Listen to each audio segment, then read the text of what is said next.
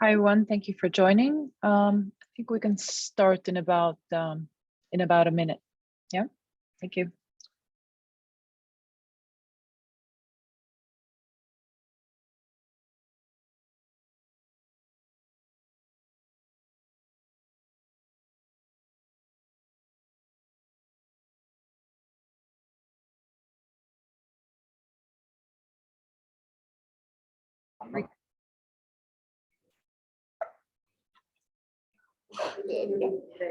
Padahal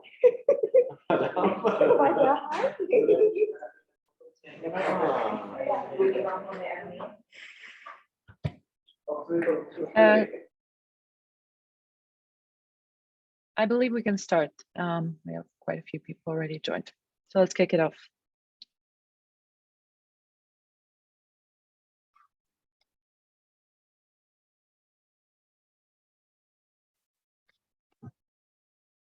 Thanks, Milda. Good afternoon, everyone. Thank you so much for joining our webinar today.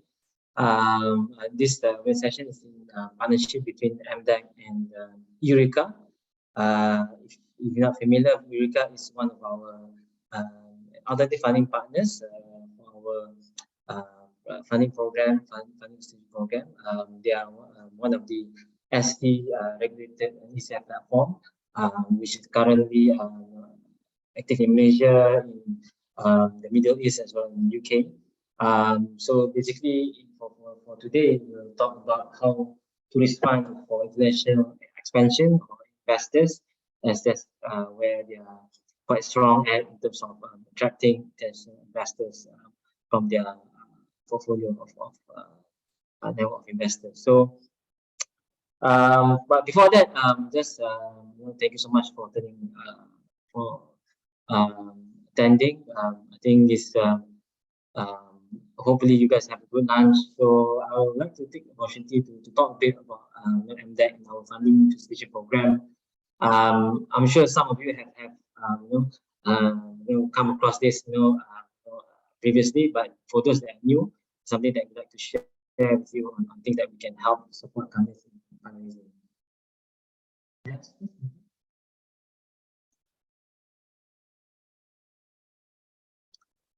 So, anyway, my name is Hisham. I'm from the Funding Facilitation and Reservation team in MDEC. So, what we do is we help support companies in their fundraising journey, help support to connect companies into various type of funding avenues, being from connecting to VCs, investors, through our partnership with all the ECF B2B platforms, venture debt, and so on. So we have structured all the programs around these different type of fundraising avenues. And just to go through some of them. So there are three main parts of our support. One is on the funding facilitation, where we directly help companies to fundraise through our partners. So first and foremost, of course, the alternative funding, where we partner up with 14 ECF and P2P platforms in Malaysia to promote alternative financing to assist startup SMEs to raise funds. So as I mentioned earlier, Eureka is one of our partners in this area, where we also, apart from funding companies directly to the operators of platform, we also assist in terms of advisory, mentoring, some sort of visibility as well, and of course some incentive that we can provide to companies that like to be onboarded to any of the ECF platform to fundraise. So you can reach out directly to us or to the respective ECF operators, and we can share a bit more info on that. Second is for our VC investor matching, where we connect companies with more than 60 plus regional and global VCs that part of our investor partners. So this from the likes of Gobi 500, even global VCs like Sequoia, UTP Capital, and so on. So companies can reach out to us, and we we will connect you to the respective investors based on your current stage of funding, or your vertical or tech focus, based on the preference or the investment mandate of respective investors as well. Third is on the collaboration with venture debt firm, financial institution to help companies to look into debt and financing. So for this, we work closely with likes of MDEC, RS Capital, Capital, and some of those FIs that providing startup-friendly type of financing to help companies to apply for this type of financing facilities, and to work on your working capital as well. So that's on the funding facilitation. Second part is on the investment readiness. So we provide also some support in terms of startup valuation advisory, where we help companies on their pitch deck development, financials, as well as startup valuation report. So for this, we partner up with another partner called Equidem to come up with the quite comprehensive startup valuation report. So this is something that you can also reach out to us for us to support and assist. Second is on our Founders Capability and Capacity Building Program called Founders Grindstone. This covers both technical and non-technical aspect of fundraising. So we cover short topics such as pitch deck development, storytelling, how to manage your investor situation, as well as the more technical areas such as valuation, M&A, and some other legal areas of fundraising. And last but not least is our grant facilitation program. I think we have launched quite a number of it this year. So there are two of them, especially on development and commercialization to go global. So which is the Global Technology Grant, GTG, as well as for our Catalyst Grant. So we also have grant that targeted to digital content, digital content grant, as well as DCG Prisma, and one focusing more on the investment side, which is the Malaysia Reservation Grant, MDEC. Later I'll share in the chat box the link for this. However, unfortunately for this year, all the grants are already closed, but definitely we're looking into Q1 next year to launch again for companies that companies set up to apply for this type of participation. Just to share in terms of what we have facilitated for the last over 3 years since 2020, we have for companies that have reached out to us, we have funding amount of 505 million USD funding requested by the companies, and from since 2020 we have managed to facilitate around 165 companies from the funding facilitation as well as the grant facilitation side, and it goes up to the amount of USD 252 million money raised from the company. So do reach out to us. We definitely like to support the companies in terms of fundraising and growing company in this area. Of course, we also look into other areas of intervention, for example, like market expansion and others. So we have other teams that do those areas as well. So feel free to reach out So yeah, so that's a quick overview on our funding transition program. So I'll like to pass this to Aaron for more introduction on Eureka and what support and program that they have, as well as then goes to our topic. Over to you, Aaron.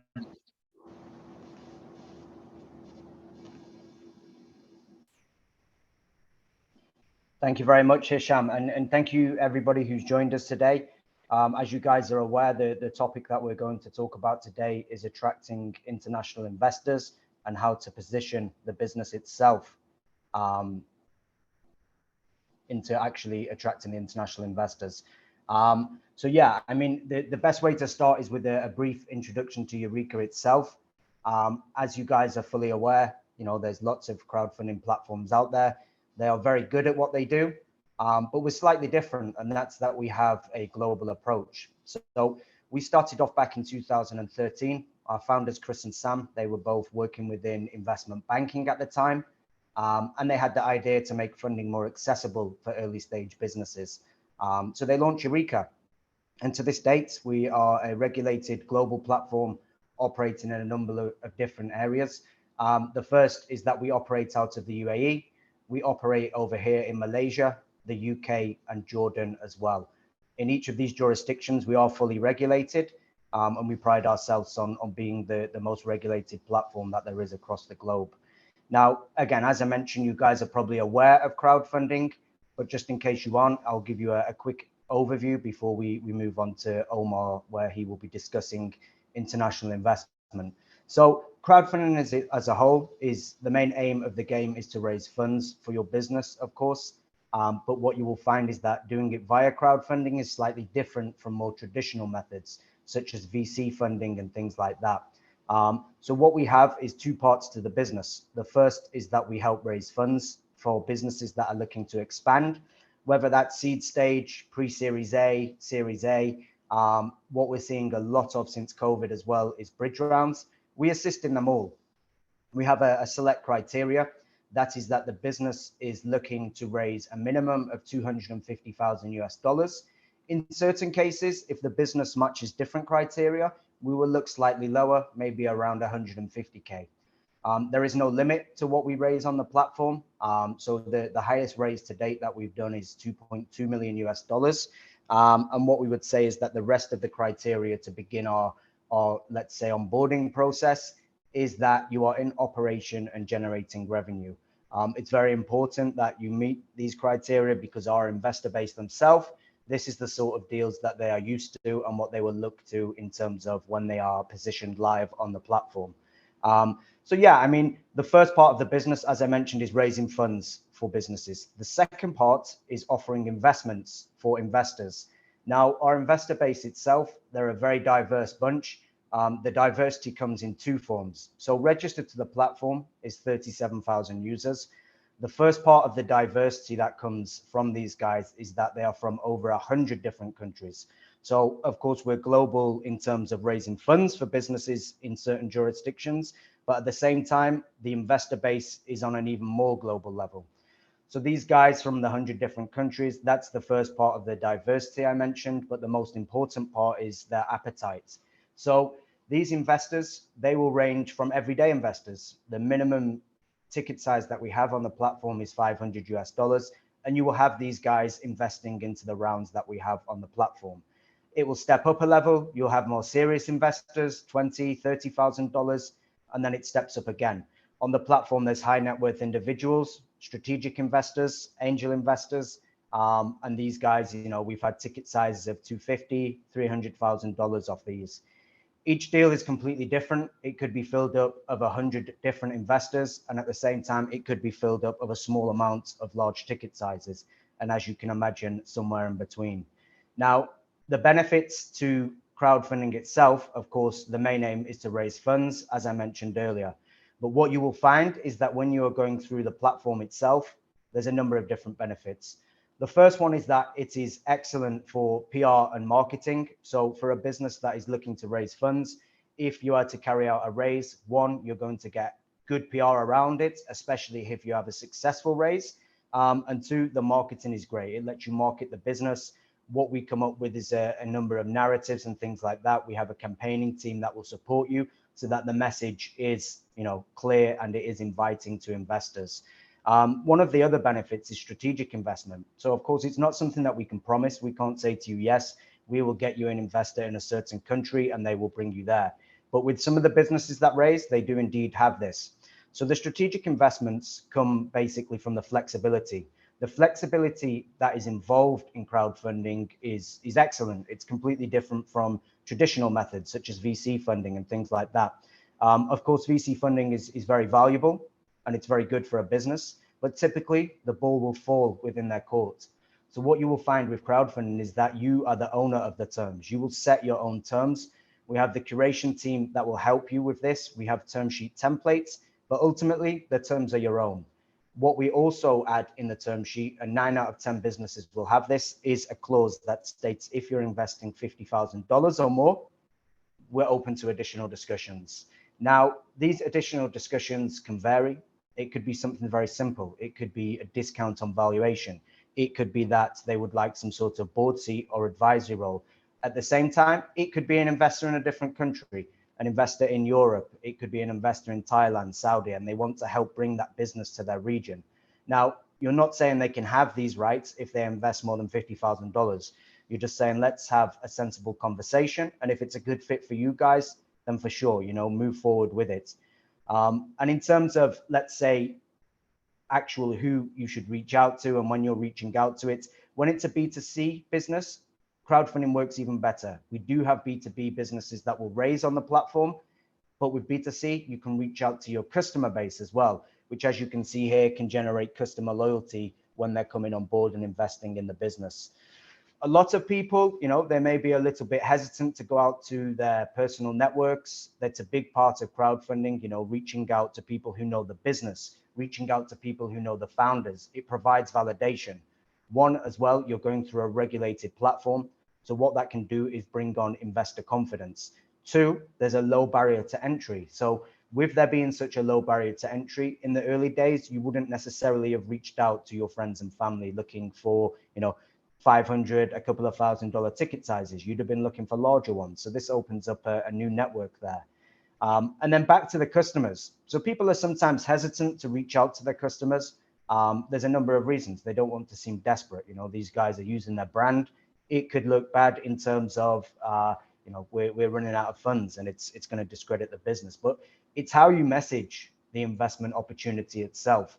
If you go out to them saying we need money, they're going to worry and they're not going to invest. If you let them know that, this is a one-off opportunity to be part of a wonderful business, then that is something that is going to help you in terms of getting these guys on board. So what you will do in terms of why we are good for entrepreneurs, I've touched on some of the bases just then in my speech then. What you will get is access to new markets via the platform. So with the new markets, that's going to be exposure in these 100 different countries. If you're a business that's looking to expand, whether it's to other parts in Southeast Asia or globally, it's something where you can, one, get the PR and marketing and the name out there, but two, potentially there is the element of international investors. You can also be a benefit of strategic investors. These guys can help you set up. They have contacts in different regions. Maybe they are an angel investor who wants to bring your business on board as part of their portfolio, and they can help you with the actual business, whether that's via, board seats and things like that. Exposure is great for the business as well. As I mentioned, it's something that can really do you well in terms of future rounds and also building up traction. So if you have a set amount of raised figures that you're looking to reach, the exposure can often generate overfunding. And of course, we can touch on that another time, but with overfunding, that's a choice that you will have as well. And of course, in terms of the business itself, you're giving away equity in exchange for the fund. So there's no sort of debt instruments involved. We are strictly only equity only. What you will also get as well, one of the main parts that we pride ourselves on is the campaign preparation. So like I said, we've been operating since 2013. Us as a business has changed our process over the years, and how it stands now is kind of what we perfected and see the best way that a campaign will work. So throughout the whole raise itself, you will have assistance from each department of our team. So you will always have somebody on board to help you in terms of campaigning. So you will have a campaign manager dedicated to the raise. They will be helping you in terms of exposure, exposing to the investors. They will help you with collateral and also help you with marketing ideas. You will also have the curation team. What the curation team will be helping you with is they will be helping you with your documents, the offering itself. We have a stage that is called Fit for Funding. And during this stage, what we will do is take your documents, so your pitch deck, your financials and valuation.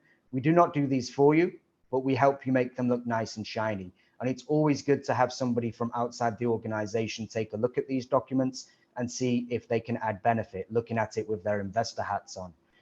And you will enjoy investor relations. They will be supporting you. They will be reaching out to investors, trying to convert these guys for you. So a number of different benefits. Something to touch on as well is why we are good for investors. So in terms of the investor base that we have, as I mentioned, they're very diverse.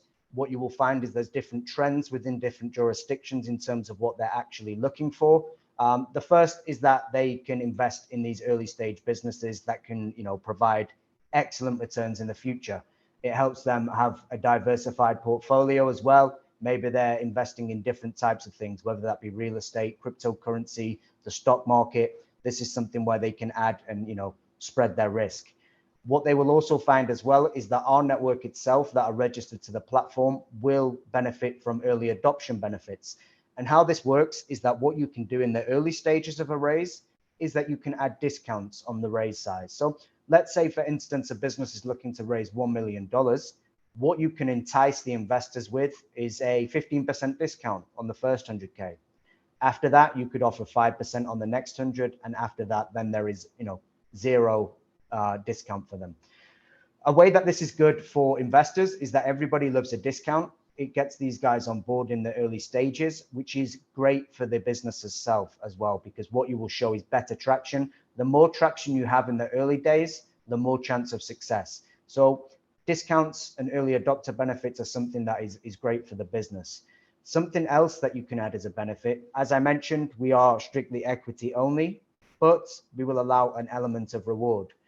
So what this could be is that you could have a rewards tier category. So for the everyday investor, if you invest $1,000 today, we will offer you a free product or a free service. Then it can step up. If you put in 5K, you get more of a benefit.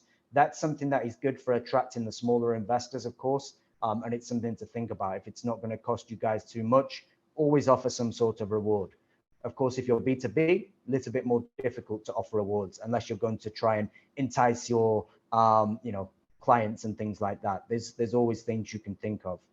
Another benefit is the exclusive pitch events. So this is a benefit for investors and the entrepreneurs themselves.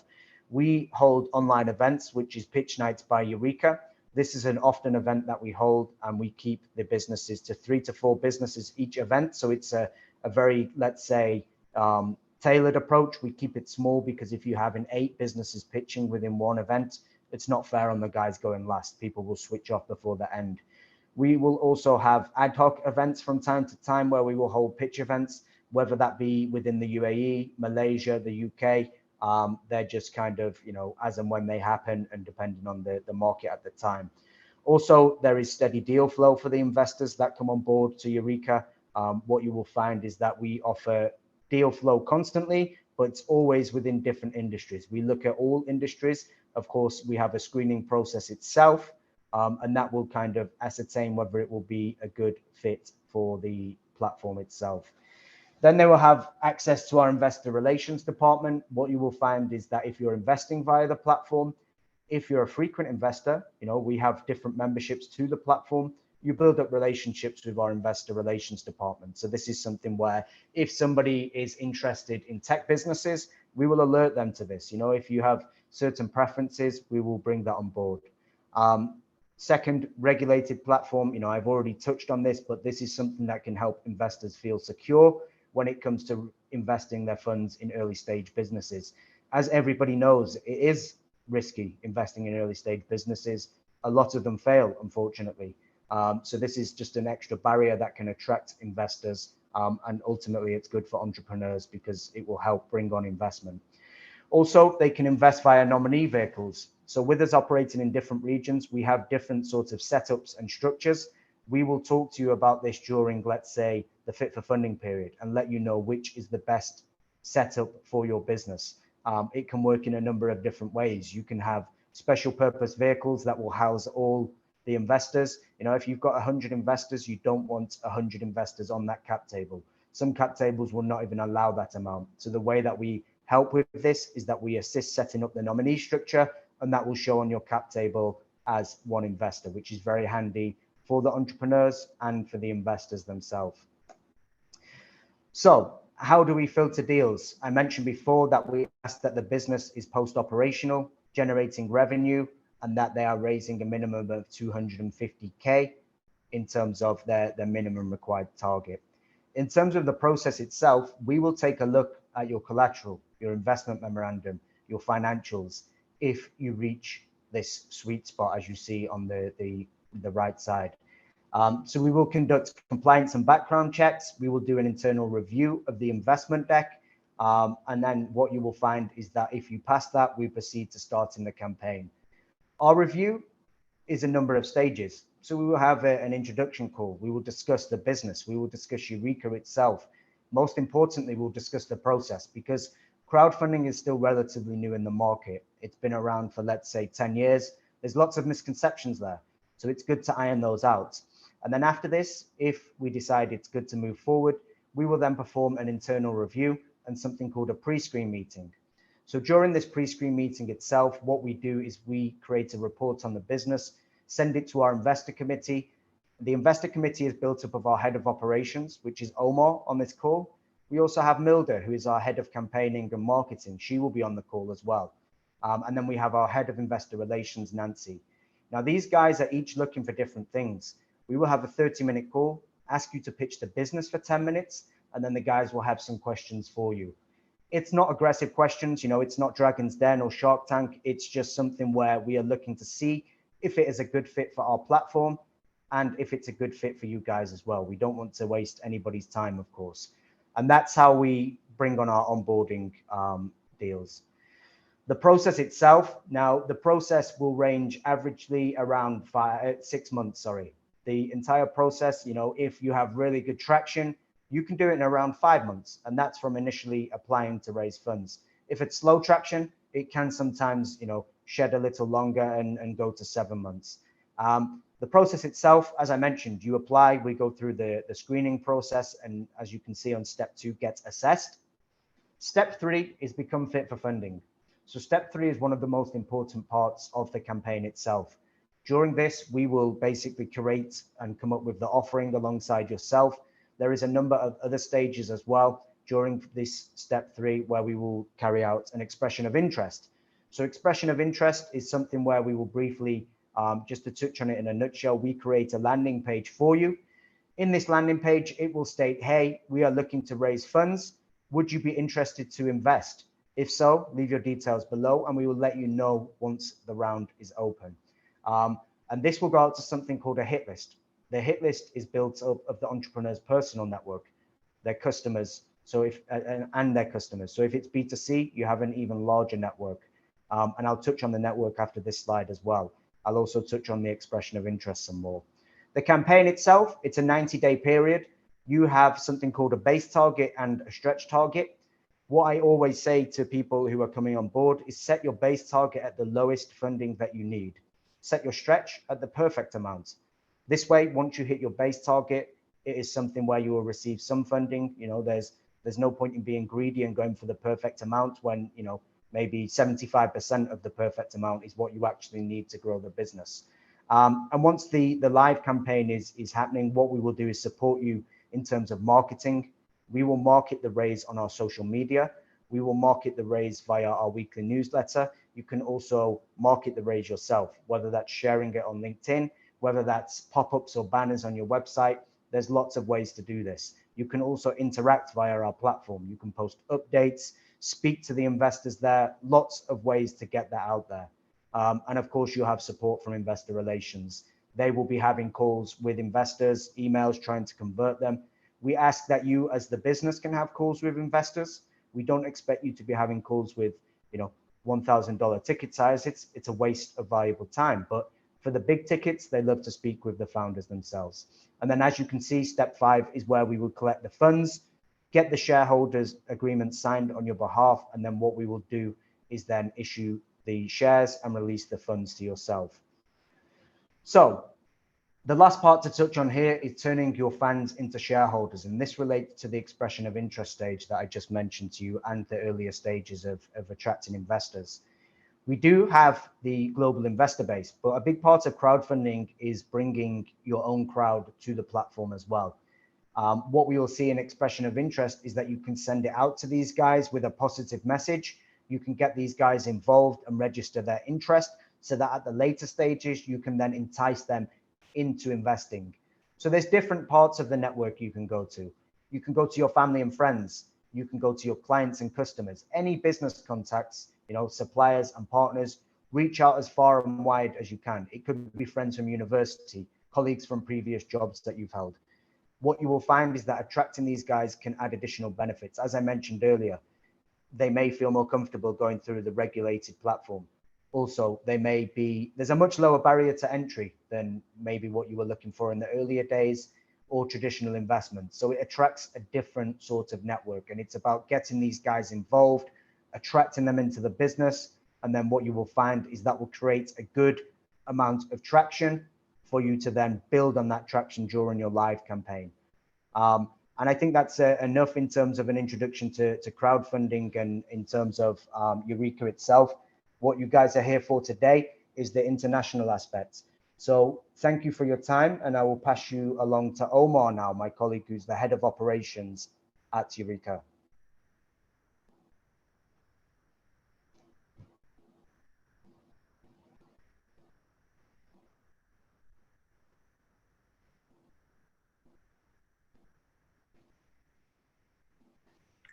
Hello, can everyone hear me okay? Yep, we can Excellent. Thank you very much. And thank you, Aaron, for that introduction. Just give me a sec. There we go. So, hey, everyone, thanks so much for taking the time to listen in. So today we're going to be talking to you about international investors and what they look for when they're evaluating businesses. As you've just heard from Aaron, Eureka is a globally licensed firm, which really means that we're bringing in investors and SMEs from all over the world to engage together on the platform. And luckily, that's just given us a lot of insight into what international investors look for in a business. And that's what we're going to be sharing with you today. So just to quickly cover the agenda, first, I'm going to talk to you a bit more about really the key points that investors tend to look for. This is more on a macro level. We're going to cover, comparing private investments to other asset classes in the industry, including, public stocks, real estates, bonds, etc. The key point is that if you want to attract investors, you have to first know what they look for. And you need to make sure that, A, you're the right fit for them, because ultimately it's a two-way street, right? You don't want investors who don't like what you do and what you are investing in you, because that's just going to cause a lot of problems down the road.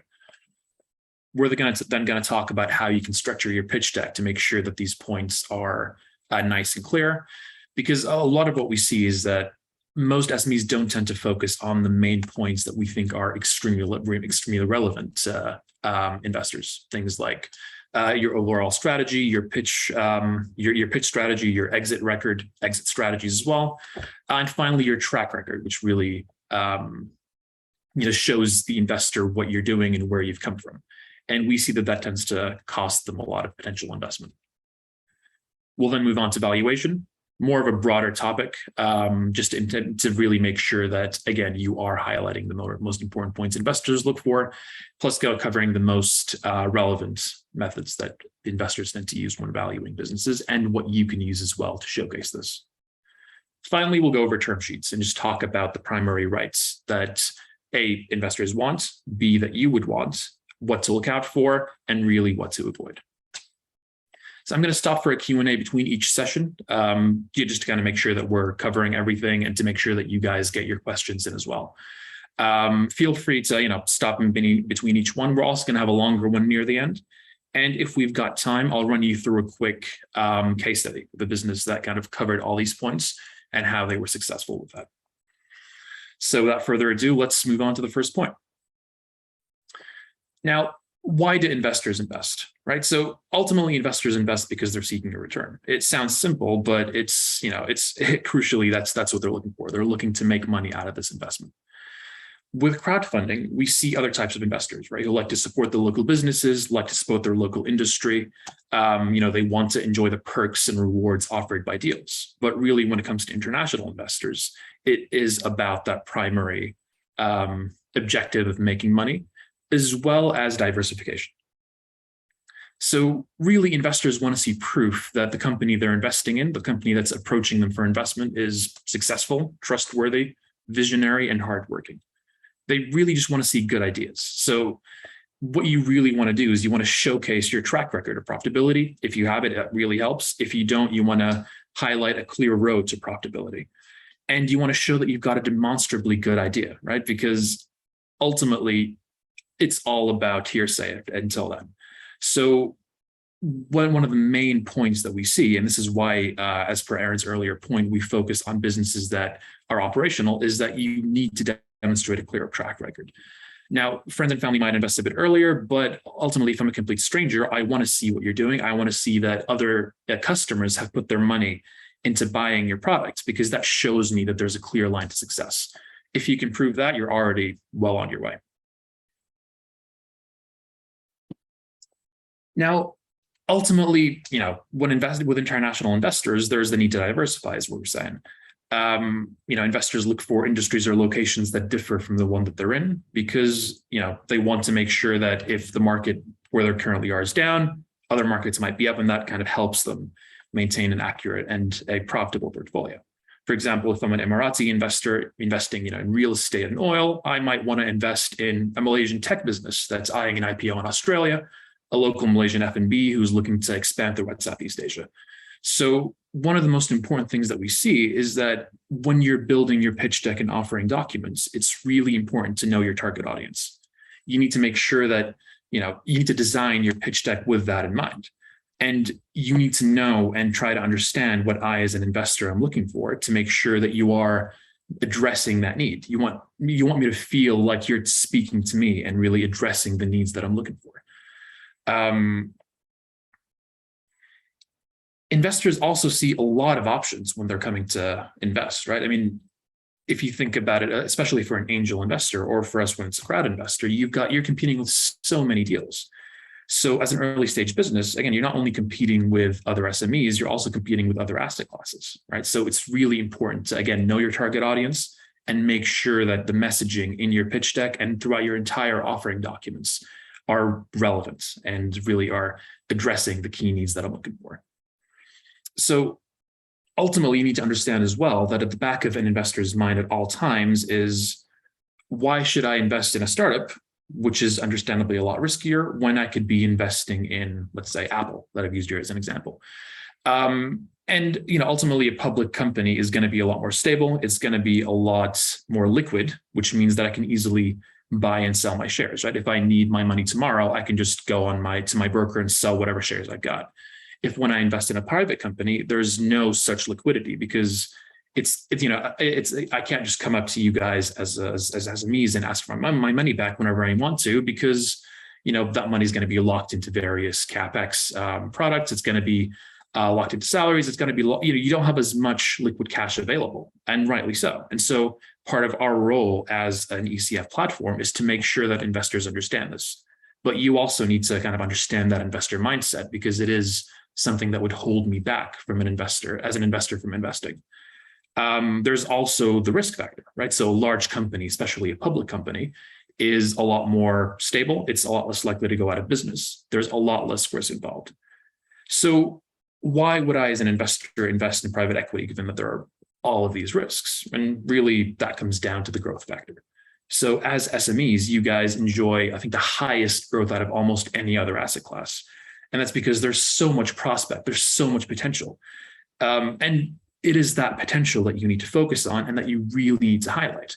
Ultimately, you're selling the dream. You're going over everything that you could be as a business. You want to talk about your potential IPOs. You want to talk about the potential growth that you can have, all of your plans for the future to expand and grow. And ultimately, that growth, of course, discounted by the various risk factors that come in, is what's going to attract me as an investor. Now, one thing we make sure, and that's really on us as a platform, is we need to make sure that investors diversify. They don't put everything into private businesses. And a smart investor will do that. They're only going to have a smaller portion of their portfolio going into private companies. But that also means that there's a lot more competition, which really, and I'm going to be harping on about this a lot, but you really need to make sure that you are addressing the investor need and attracting them to you versus your competition. Another point is really the time horizon, right? And this is another factor that kind of will stop me from an investor from investing in a private company, which is that, again, as I've said, it's really easy for me to sell my shares if it's a public company or real estate or whatever it may be. For a startup, it tends to be about a 5 to 7 year lockup. So alongside the higher risk, there are just all these various factors that, again, they're somewhat negatives, but really what you do, and this is something that we definitely will help you with, is you just need to make sure that you kind of position your deck, position your information in a way that addresses this, that makes sure that, that highlights my needs, makes me feel heard and understood as an investor, and then spin it in a positive way.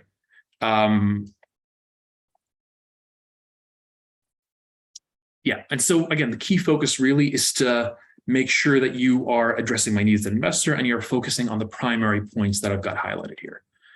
Now, you want to make sure that you're focusing, showcasing your traction. You want to focus on your USP, which means again, unique selling proposition, what makes you different, how you're addressing key needs in the market. You want to talk about, your target market, your team, again, all of which, if assembled correctly, raise your chances of exceeding that exit and that return that investors are looking for. So before I move on to business plans, does anyone have any questions about this so far?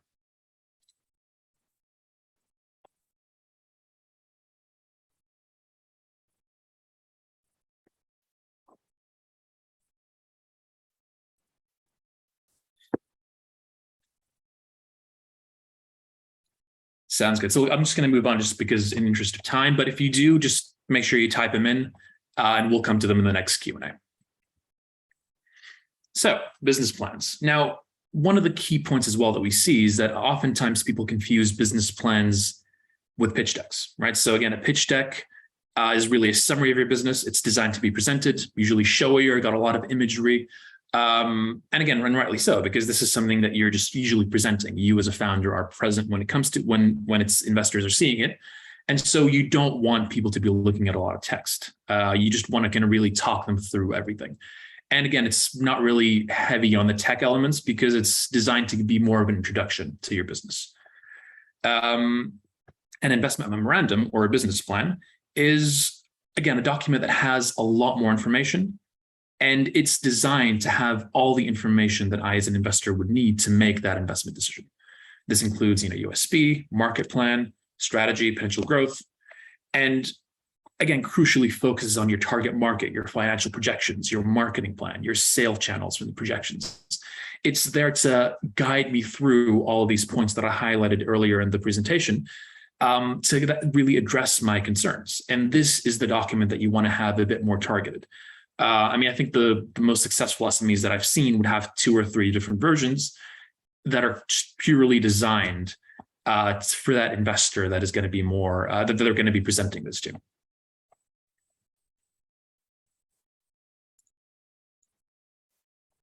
So what goes into a good business plan? I've got the main points here. I'm not going to go through all of them because I think some of them are self-explanatory. And again, you've got the problem and solution, your USP, what you as a business do that is unique, that is special, that, that should let me as an entrepreneur, as an investor, care about this prospect.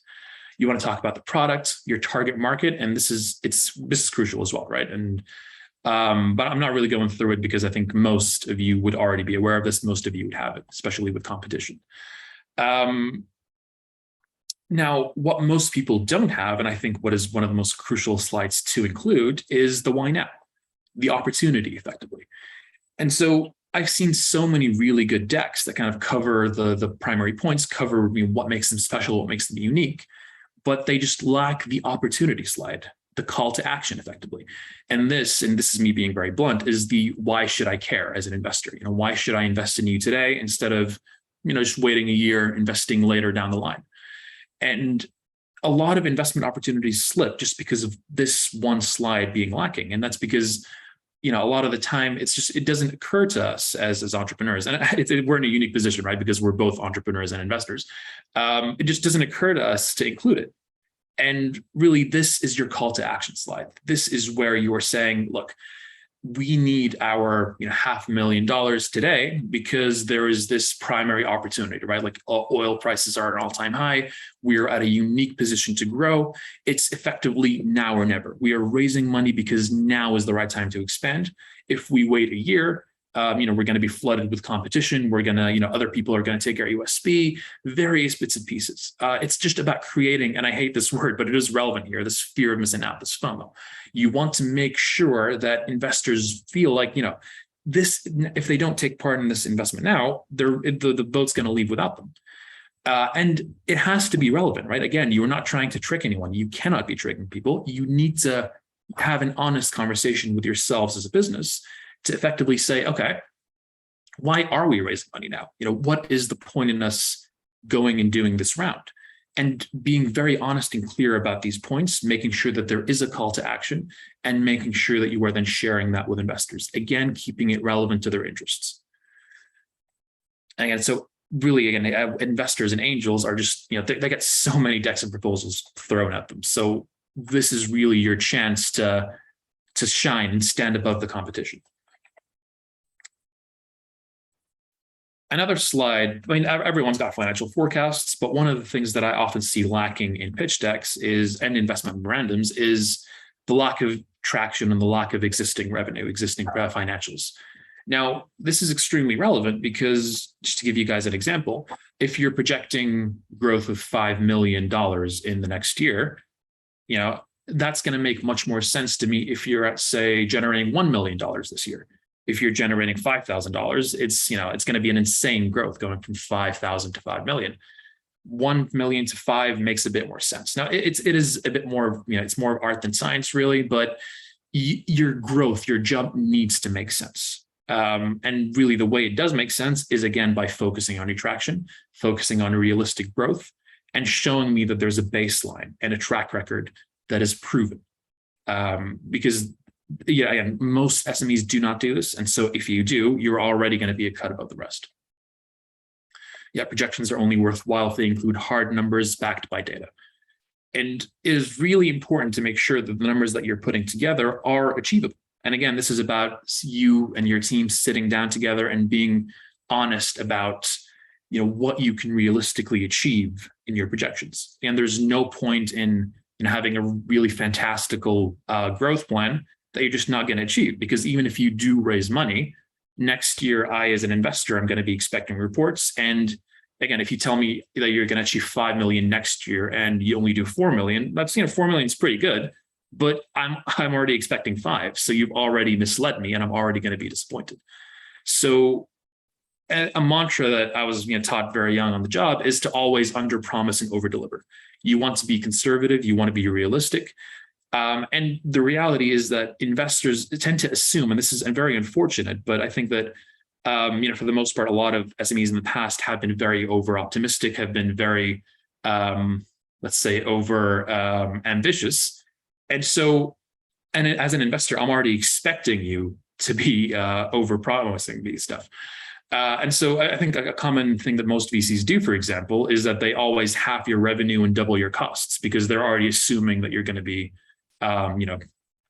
over-promising this. And so being realistic and showing me next year that you've not only achieved, but overachieved your targets is going to make me a very happy investor and is going to make me much more likely to reinvest in your following round. And don't forget that, especially in our industry, word of mouth is very powerful. And being known as the founding team that is, always achieves their targets is nothing to sneeze at. Finally, one of the most important points that is often missing from decks that we see is an exit strategy.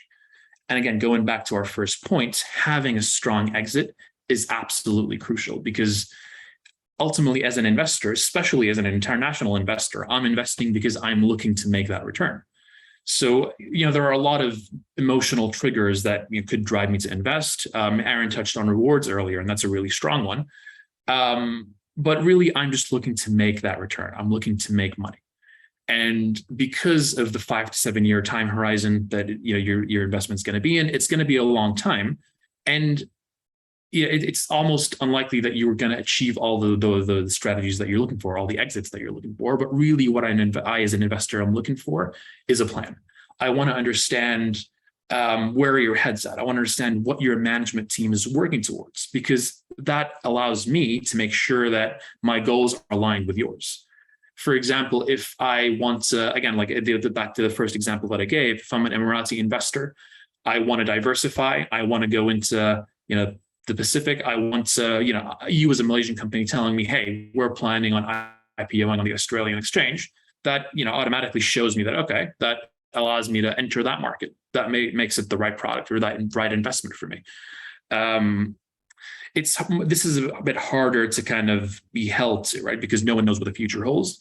But I need to make sure that as an investor, my interests are aligned with yours and that you are working towards a goal that I agree with and that I like.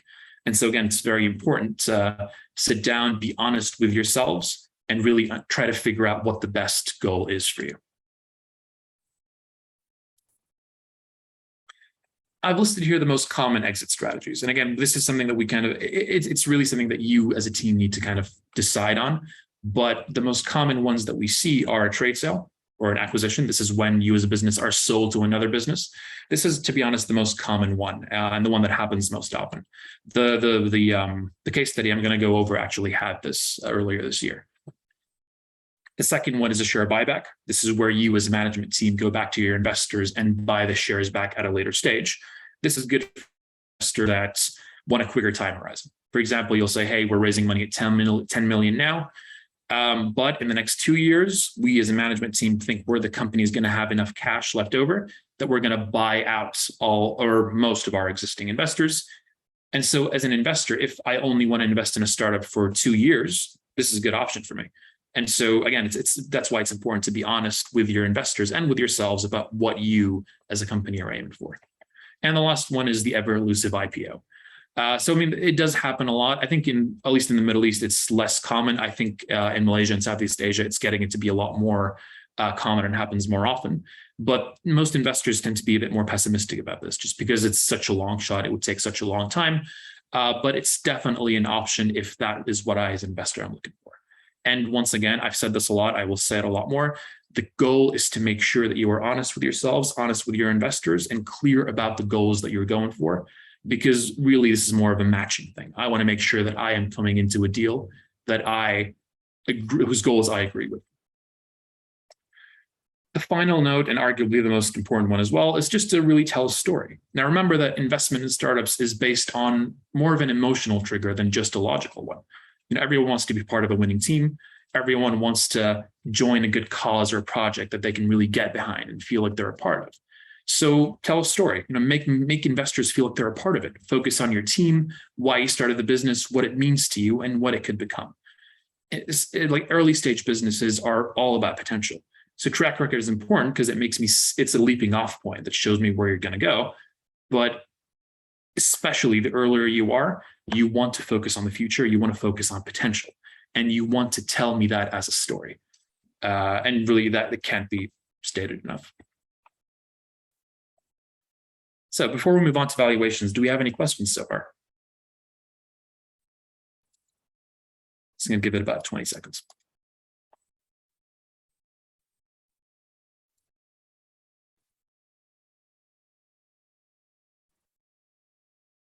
Sounds good. No worries. We're going to have a longer Q&A near the end, so we will get to any questions that you've got.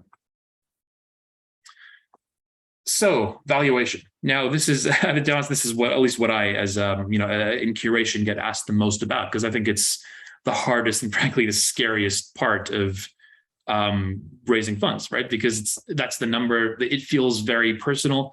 You're ultimately putting a price on your baby, and fundraising is quite tough because you get a lot of strangers that are effectively calling your baby ugly. It's not an easy thing to do or to experience, and we fully get that. And again, going back to basics, valuation is it's an agreement between you as a founder and the investor about what price the business is, right? It determines how much money they're giving and how much return they're going to be getting for that money. It's more of a snapshot in time. The interesting thing about valuations when you're an early stage business is that, it's because there's not a lot of, you have a track record and you should have a track record, especially if you're raising with us, but you don't have a lot of it. It's really based on that growth potential that we've just talked about earlier. And that's why it's really important to have valuation near the end after I, as an investor, have been sold on what you're doing and why you're doing it. And really that snapshot, as it says here, depends on buttons backed by some analysis. We like to say that valuation, especially for early stage businesses, is more of an art than a science. And that's very true because, again, there's no hard number. There's no specific basis. It is really a negotiation, and it is one backed by multiple factors, a lot of them emotional, not purely logical or numerical. Now, we get this a lot as well. And I think a lot of entrepreneurs, especially when they come to the table, they kind of see their goal is to, get the highest amount of dollars for their company that they can possibly get at that specific time. But really what you need to understand is that valuation is a journey, right? Unless this is your only funding round ever, chances are that you're going to be coming back to the table. You're going to be seeing a lot of the same investors. You're going to be talking to new investors who are going to talk to your old investors. And so really, this is more of a journey. Your goal, contrary to a lot of investors, what a lot of entrepreneurs tend to think, is not to get the highest possible number now. It's just really about getting enough to get to the next milestone, to prove that you are people of your word, that you are able to hit the traction that you're saying that you can, so that you can come back to the market at a higher valuation, raise even more, and get to the next milestone.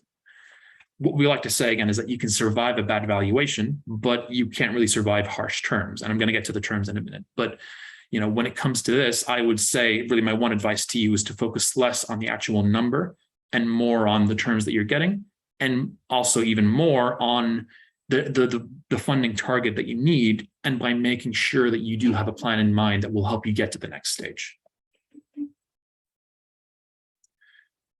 Another question that we often get is, well, should you even value your company? I mean, for example, there are a lot of companies that prefer safe notes. Most people just, especially at an earlier stage, you just don't really want to get into this. But honestly, we think that valuations are quite strong as they are, because again, you are setting a price point. You're setting a point in time where investors can go and say, okay, company X was worth this much in 2020. Now we're looking at it in 2022, and we can kind of compare that growth. Frankly, what it also does is that it allows you as an entrepreneur to stay in control of the negotiations. You want to anchor a price. You want to make sure that you are setting something in place that will allow you to grow even more. Again, safe notes have a lot of benefits to them. They're quicker, they're easier to kind of get agreed, and kind of for you to, as a company, to get the cash and move on.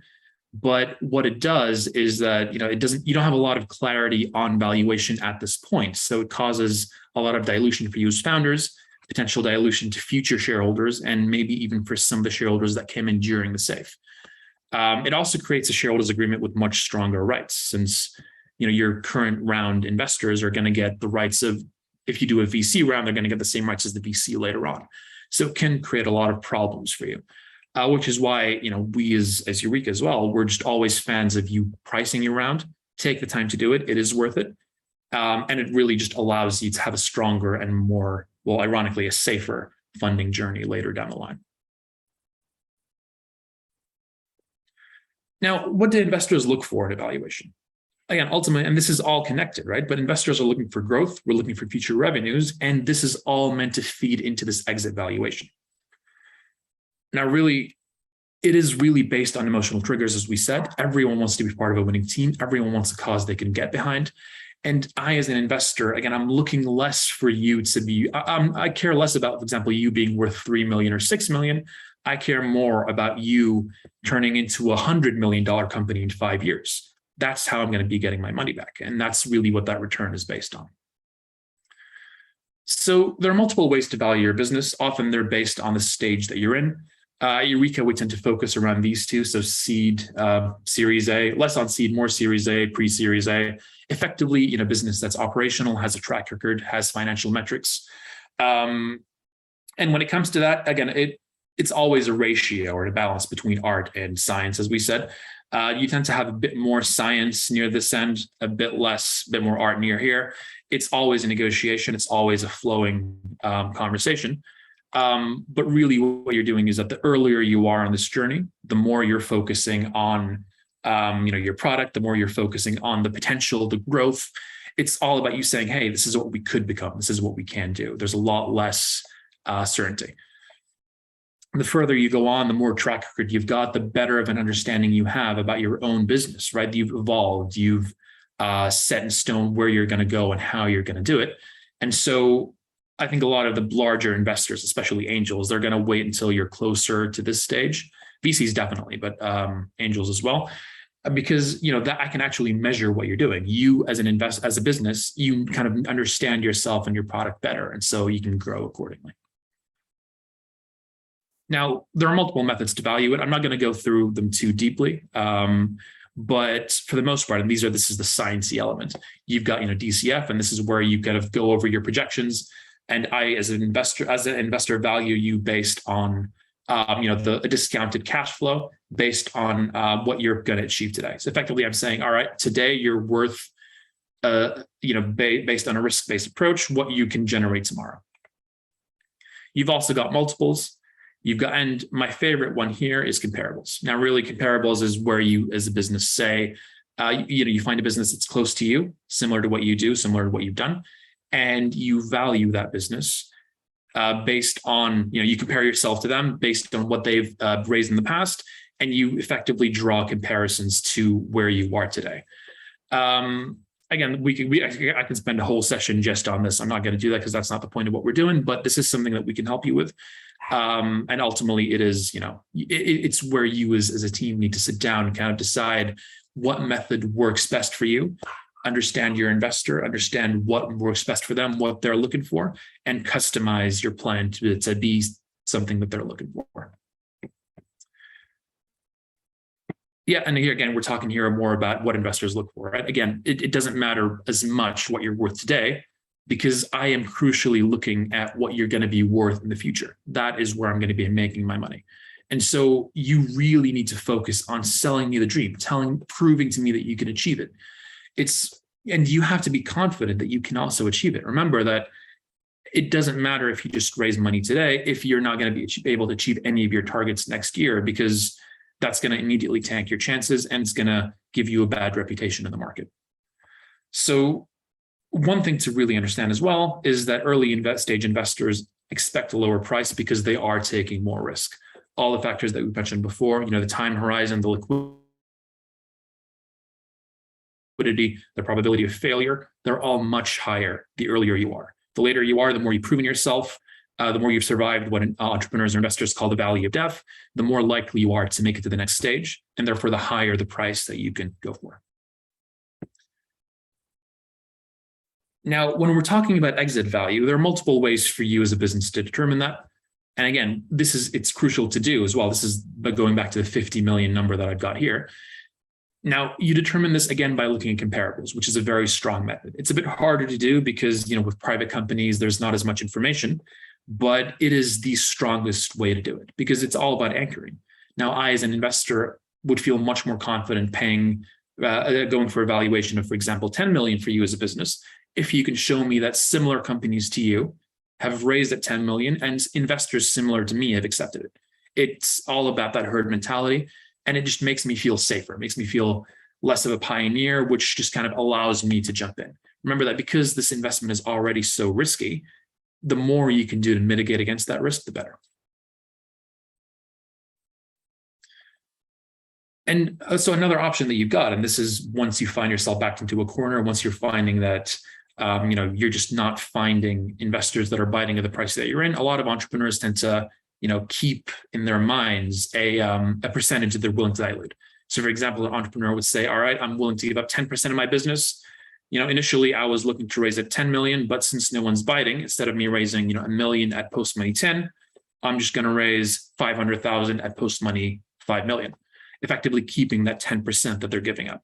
And that does work. But really what you need to understand is that funding journey. You need to make sure that, this goes back to the base target that Aaron was talking to you about, that what you are raising, that base target, is going to allow you to get to your next milestone. And then you need to adjust all of your documents to show me that this next milestone is where I need to be, is where you need to go. Focusing on the why now or the opportunity, focusing on your use of funds, focusing on your projections, and just really kind of adjusting everything downwards. It does work, but again, it's all about the journey. And this can actually work quite well because, you coming back to the market later on at an even higher valuation does allow you to keep your dilution, the one that you're looking for, while at the same time growing your business at a proportional rate. Do you have any questions so far? Because I realize we're a bit short on time, so I'm just going to quickly move on to the term sheet, and then we'll save the questions till the very end. So the last point we want to talk about here are term sheets. Now, these, again, like what I've said, this is one of the most important aspects, because as a company, the bad terms can really destroy your chances. We say this a lot, but you can survive a bad valuation. You cannot survive bad terms. The problem with these terms, and just watch you, let's take a step back. Let's talk about what terms are. So ultimately, when you're raising money, the terms that you raise are effectively the rights that investors have. What you do when you're raising is that you're offering documents can and should include a term sheet. Now, what a term sheet is, it's effectively a list of rights that you have that you offer your investors that highlight what an investor can and cannot do. And it governs the entirety of the shareholders. So it even governs you as founders. Often term sheets, this is the initial point. So before you have a full shareholders agreement, you've got a term sheet, which are very basic rights. They're non-binding, they're temporary, and ultimately they're very easy to understand. It's usually 2 pages versus a 20-page shareholders agreement. It just lists very briefly what the most basic rights that I as an investor can expect. And I'm going to go through what these rights are in a sec. What happens afterwards is that once a term sheet is agreed upon, once all the investors are in, once they paid up, you would turn this term sheet into a full shareholders agreement. That's where you would take that to a lawyer. They draft a full-on contract based on it. And a shareholders agreement is a lot more complicated. It's got a lot more eventualities. It's just a full-on contract that governs the entirety of your shareholder rights and journeys. And the thing about shareholders agreements is that they're there forever, right? So the rights, the terms that you've got from your first round are very likely still going to be there once you exit in 7 years. The only way to get rid of old terms is for everyone, as all the shareholders collectively, to agree to rewrite the agreement. What that means is that it's what we call compounding, right? So shareholder rights tend to compound. That means that what you raised during your seed round, right? You've got, let's say, 5 rights. Once you do your Series A investors are going to expect all of these 5 rights plus another 5 rights. Then when you raise your Series B, it's going to be those last 10 rights plus another 5 rights. So it's only going to keep on adding on. And that's why you need to always start light, make sure that you've got fair terms, but few terms, because your funding journey can get really complicated if you just keep on growing that as you go. Now, what investors look for in term sheet, and what does it mean to you as founders, right? So ultimately, you as founders, you're losing control in the business in exchange for more capital, but it does give you the ability to grow and expand. Now, for founders, really what you want to do is you want to make sure that whatever rights that you've got in the shareholders agreement don't restrict you too much. They still allow you to run the business. You don't want to be, checking in with investors for every minor decision. But you need to make sure that your investors are also a part of this. They're able to grow as they go. For investors, I'm ultimately looking for accuracy evaluation wherever possible. But again, remember that it's all about that growth. It's all about that story and that exit valuation. I'm looking for the commitment of founders. So you'll often have rights from investors that say, the founding team has to stay employed for the next 2 years or so. Because again, the earlier the business is, the more I'm really investing in the core business ability and your ability to grow as you go. And really, I'm looking for the ability. I don't want there to be too much liquidity for me, or I do want there to be liquidity. I don't want there to be too much illiquidity. And I want to be able, as an investor, to really have control over the key decisions, right? I want to be able to, for example, I don't want another investor to come in after me that has rights that disadvantage me, or at least I want to have a say on this. So really the basic terms that I would recommend you have, first one, you've got a right to exit. That really means that you as an investor are able to sell your shares. You've got a tag along right, which means that whenever an investor sells their shares, other investors can also sell. You've got a drag along. This is really good for you as founders, because what this says is that, let's say there's a trade sale. You need to sell your business. Now, selling the business is a major decision that all investors have to have a right in. But you also don't want me, for example, as a $500 investor to block a multi-million-dollar sale. So what happens is that it's often based on a vote. So here, typically you've got 75%. So if 75% of the company votes to sell, the entire company would sell as well. You've got basic information rights, because ultimately I, as an investor, need to stay updated. I need to make sure, I need to know what's happening. I need to know, your how much money you've generated. I need to know what your plans are. I need to know your hiring. And this is also good for you as founders, because you want investors to be involved. Remember, you want to show them that you are people of your word. You want to show them that once you give them a target, you are able to achieve it, and that growth is therefore, and that you are therefore trustworthy, which will help you raise your rounds later on. And finally, you've got a preemption right, which just really means a right of first refusal. Effectively, it means that I, as an investor, once you raise a follow-on round, you will first come to me on your existing shareholders and say, hey, we're raising money. We're now, our valuation was 5, now it's 10. We're offering you, as our existing investors, the right to come in and invest at this new round at the new price, but you're able to reinvest and maintain your percentage to avoid dilution. And that's, ultimately, it's a really strong message to future investors, because if all of your existing ones reinvest, that means that you as a team are doing something right. And that's, ultimately, again, it's all about word of mouth. It's all about showing investors that you are able to do what you say you're going to do. And nothing sends a stronger message than that. In terms of rights to avoid, we've got the two big ones, right? Liquidation and anti-dilution. They tend to be very popular with VCs down the line, and they can be pretty restrictive. Really, and liquidation just really means that as an investor gets their full money back before anyone else gets a dime. So let's say that I've got an 8 million valuation. I, as a VC, invest 2 million. Therefore, I have 20% of the company. If I've got a liquidation right, that means that if, let's say, everything goes badly, you have to sell the company at 3 million. You have to give me, as the investor, 2 million of that 3, and then everyone else shares the remaining 1 million. VCs like it for obvious reasons, especially larger investors as well, because it's safe, right? It shows me that no matter what happens with a company, even if you are being over optimistic, I guarantee that I'm going to be getting my money back. It's bad for everyone else for obvious reasons as well, because it's not really a fair way of disseminating any profits. It's also really hard to argue against, because what investors will say is, okay, well, if you're so confident in your numbers, a down round is not going to be a problem, because you're not going to sell for less than 10, right? And it's always a bit tough, but it's why you want to make sure that your valuations are fair, and you need to make sure that your projections are also accurate, because having rights like this really do come down to bite you afterwards. Anti-dilution is a bit more fair. I mean, it's still not great, but if your only option is these two, you want to go for anti-dilution. What it means is that if there is a down round, you're giving me as an investor shares for free to maintain my percentage. So, whenever, let's say if I currently own 20%, if in the future you raising more money is going to mean I'm going to go down to 10, you're going to give me an extra 10% bump to maintain my 20%. Other investors don't really like it, because again, they're, another investor is getting these rights for free, whereas they have to pay for it. But often, again, if it's your only option, this is a much better clause to have than liquidation. And these are the types of clauses that tend to happen once you raise later rounds. And again, this is why it's so important to focus on the lighter ones initially before you tack on the bigger ones. Because, once again, you can survive a bad valuation, but it's really hard to survive terms like these.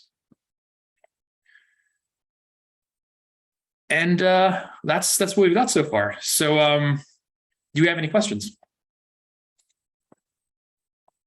One sec. All right, we've got here. So first question we've got, can ECF operators set up a secondary market that will allow ECF investors to sell their equity to interested buyers? The answer is yes. And this is actually something that we've got in the works. It's a bit tricky, right? Because there's so much regulation involved. But this is something that we're planning to build. And, so keep an eye out for it. This is something that we're going to do. You're absolutely right, because that will promote a lot of liquidity. It will allow investors to buy and sell their shares to others. And so it will solve that problem and will make investing in early stage businesses a lot more accessible. So yes, the answer is yes, but keep an eye out, because it does take a bit of time. Second question we've got is, what are the differences by fundraising with Eureka, or how does investing with Eureka compare to more active ECF platforms in Malaysia?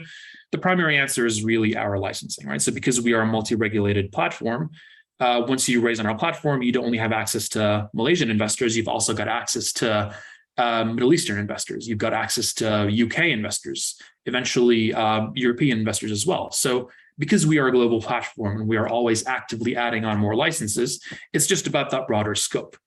And so as per the title of this presentation today, what we're looking to do and why you would want to raise with us is if you're looking to expand to the regions that we are currently operating in. It's just really about the it's really about what you're looking to do as business, where you're looking to go, where you're looking to expand. So you want to focus on the type of investors we have, because again, let's say you want to expand to Dubai in 2 years, having investors from Dubai already there will also open up a lot of doors for you, right? Because remember, investors don't just want to be silent investors for the most part. They want to help you. They want to talk to you. And so if you've got, let's say, someone who runs a production company in Dubai, it's much easier than you finding a brand new one or a brand new contract, because I mean, A, you've already got a connection to this person, but also B, as an investor, I'm fully incentivized to make sure that your business does well. So it's just really about drawing these connections and making sure that your goals align with what you're looking to do. And so the third and final question I see here is, would it be difficult to manage international investors from different parts of a geographical area?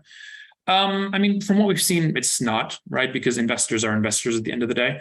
What we do is that we run, in terms of logistics, we've got the nominee structure that Aaron says, right? So if you're in Malaysia, a local Malaysian LLP is going to be set up that hosts these investors. So you're just going to have one entity there, and all investors are treated as a single entity. So you're communicating with the manager of the LLP, who's we're also in communication with. In terms of so logistics are relatively easy. In terms of interests, really remember that I, as an investor, I'm investing in you because I want to be aligned with the interests that you're telling me. So as long as you are true to your deck, as long as you're true to what you've promised me and what you've said you're going to do in your offering documents, you should be all right.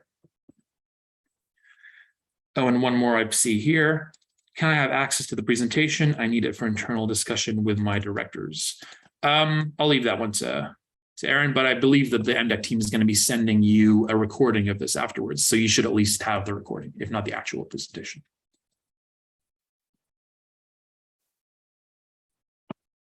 Do you have any more questions, Baldo? No, I don't think so. I think you answered everything. Sounds good. So I believe Well, we can wrap it up. Sounds great. Well, thank you all. It was I enjoyed presenting to you. Hope that was informative. Thank you, everyone. And just a reminder, we will be sending the webinar recording to all of you in the next few days. Thank you very much.